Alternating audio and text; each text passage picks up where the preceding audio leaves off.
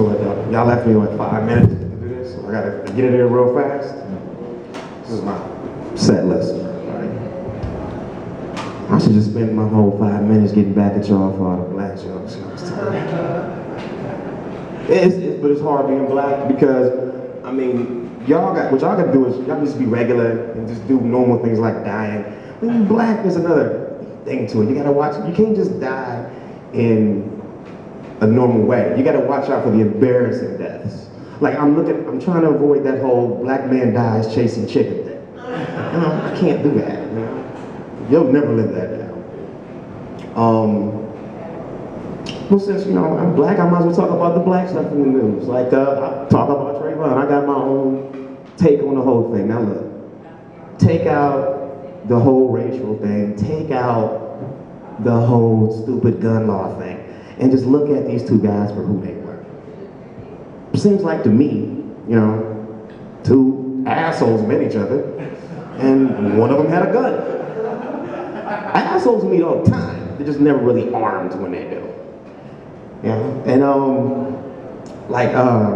I don't think George really got away with much because right now it's like a tense, stressful thing for him. It's really stressful and all that. But 6 months from now, if his buddies are anything like my buddies, they're gonna pull him to the side and be like, okay, let me get this straight. You got your ass beat by a 17-year-old kid, and you actually admitted in court that he was bouncing your head off the concrete, and that you were screaming. That kid had on skinny jeans. Nobody's ever been beat up by somebody with skinny jeans on. Come on, man. And plus, y'all noticed that they're following everything that guy does. I read something today where he just got a bulletproof vest. Like, it hasn't been 6 days yet where they haven't reported something this guy's done. He ain't getting away with nothing. That whole gun thing, man. I guess I should probably get a gun. I'm black, I'm supposed to have one, ain't I? But I think the more guns we have, the better. The more guns we got, the more safe you should feel. I'll give you a real world illustration of why. And y'all know this. Y'all heard about the thing in Colorado where the dude walked in, the Dark Knight thing, and he had shot up a bunch of people. Now see, in Colorado, that's a shooting. In Texas, it would have been a gunfight. Okay, that guy would have faced return fire within like 20 seconds.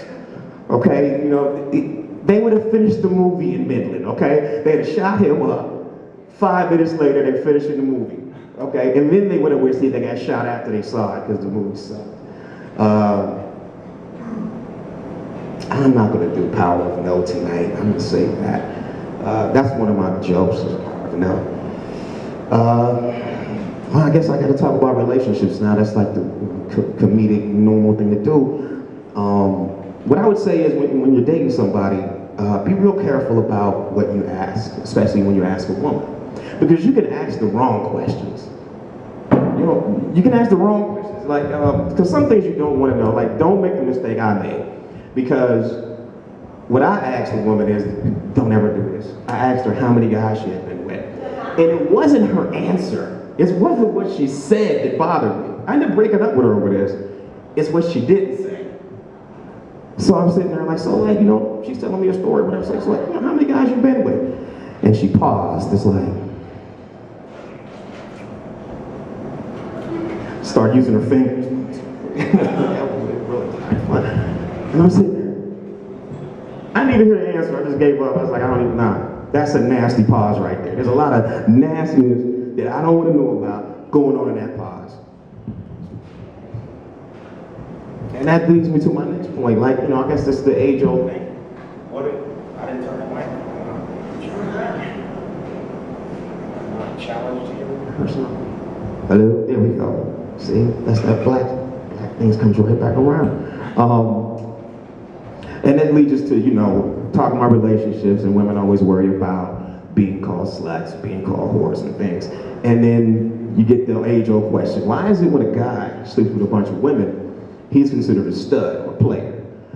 And when a woman sleeps with a bunch of guys, she's considered a slut or a whore. Well, my answer to that is very simple. There's no skill in it when women do it.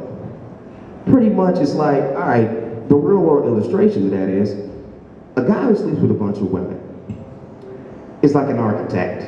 If you look at like the Hilton, Somebody built that. Somebody had to plan it. They had to go to school for 4 or 5 years. They had to study. That takes talent to do that. A woman who sleeps with a bunch of guys is like a sandwich order at Subway. Anybody can do that job. Anybody can do that. And it's like, matter of fact, you don't even respect those people unless they're making your sandwich. And by the way, since we're talking about Subway, why don't you just toast all the sandwiches, okay? Stop asking me. Just toast it, okay? I'm tired of that. Matter of fact, there's a lot of rules the Subway should start following. And this ain't even part of the comedy I wrote down. It just gets mad. I walk in, I gotta wait in line. Why don't you have more than one person making sandwiches? Because it's not rocket science. Any whore could do it. And I guess I'm gonna go ahead and end my show with some shout outs. I first like to shout out to all the blind people who are on the seesaw.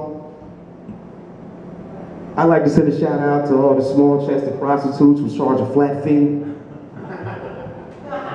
I'd like to also send a shout out to all the dream chasers who died in their sleep.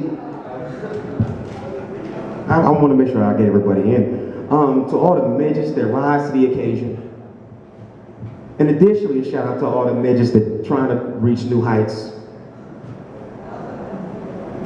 Shout out to all the ladies who want to eat out but don't swallow. Send a special shout out to all the thugs with 20/20 vision who won't live to see tomorrow. Shout out to all the distressed fat people who got a lot on their plate. And lastly, a shout out to all the necrophiliacs with the dick in the dirt. Y'all have a good night.